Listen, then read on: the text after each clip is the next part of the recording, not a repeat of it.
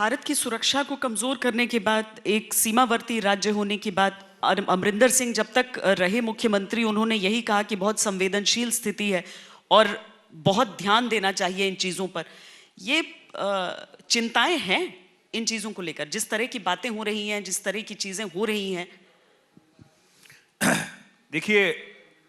क्योंकि मैं कुछ थोड़ा बहुत सामरिक मामलों के ऊपर लिखता पढ़ता रहता हूँ, अभी एक किताब लिखी है मैंने,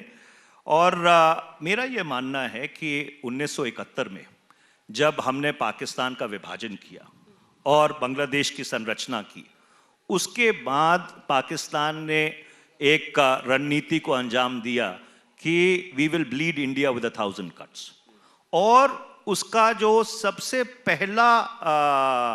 तजुर्बा था, उन्होंने पंजाब से शुरू किया। 1975 से लेकर उन्होंने इस चीज़ को क्रियान्वित करना शुरू किया,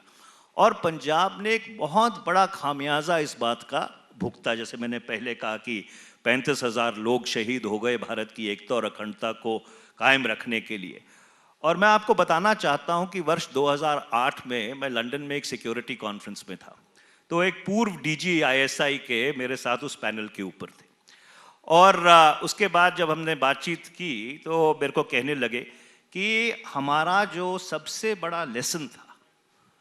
कि हमारा जो मंसूबा था वो क्यों विफल हो गया, जो पाकिस्तान समर्थित आतंकवाद था वो क्यों कामयाब नहीं हो पाया,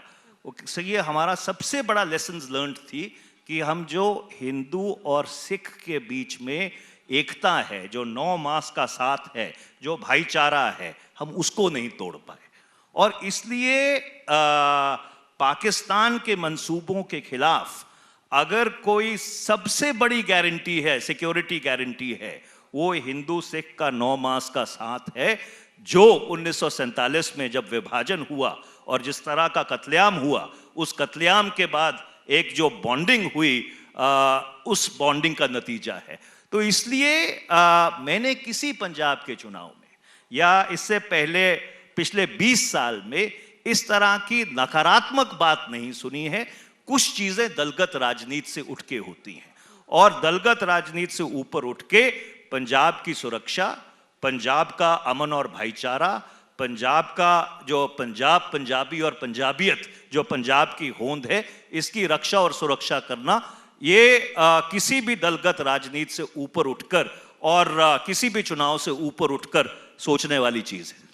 मनीष जी, चुनाव का समय है तो आप बहुत सारी चीज़ों को, बहुत सारे सवालों को आप इतने अतीत में ले जाते हैं कि वर्तमान की बात से बच लेते हैं।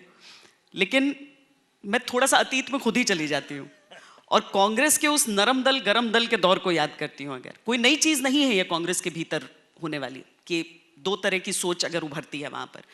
और अंग्रेजों को निकालने के लिए चाहे सविनय अवज्ञा आंदोलन हो या फिर असहयोग आंदोलन हो, यानी नॉन कोऑपरेशन हो या सिविल डिसोबीडियंस मूवमेंट चल रहा हो, कांग्रेस में ये चीजें चलती हैं। तो ये जो आपका आंदोलन चल रहा है पार्टी के अंदर, ये कौन सा है? ये नॉन कोऑपरेशन मूवमेंट चल रहा है आपका, सिविल डिसोबीडियंस चल रहा है? देखिए, अगर ये सवाल आप 20 फरवरी के बाद पूछती या 10 मार्च के बाद पूछती तो इसके ऊपर मैं आपको बहुत ही विस्तृत उत्तर देता। देखिए, वास्तविकता ये है कि कई चीज़ों के ऊपर एक आत्मचिंतन और एक आत्मविश्लेषण करने की ज़रूरत है। कोई भी व्यक्ति या कोई भी संगठन आगे तभी बढ़ता है अगर वो बहुत ही एक पैनी नज़र से अपनी जो खामियां हैं और अपने जो स्ट्रेंथ्स हैं उनके ऊपर उनको संज्ञान में ले। तो इसलिए हमारी जो कोशिश थी या हमारी जो पहल थी वो ना किसी व्यक्ति विशेष के ऊपर केंद्रित थी, ना ही किसी तरह से हमारे संगठन को, और जिन लोगों ने वो खत लिखा था उनमें से शायद मेरा तजुर्बा 40 साल का कांग्रेस पार्टी में सबसे कम है। एक हमारे संगठन को मजबूत करने का एक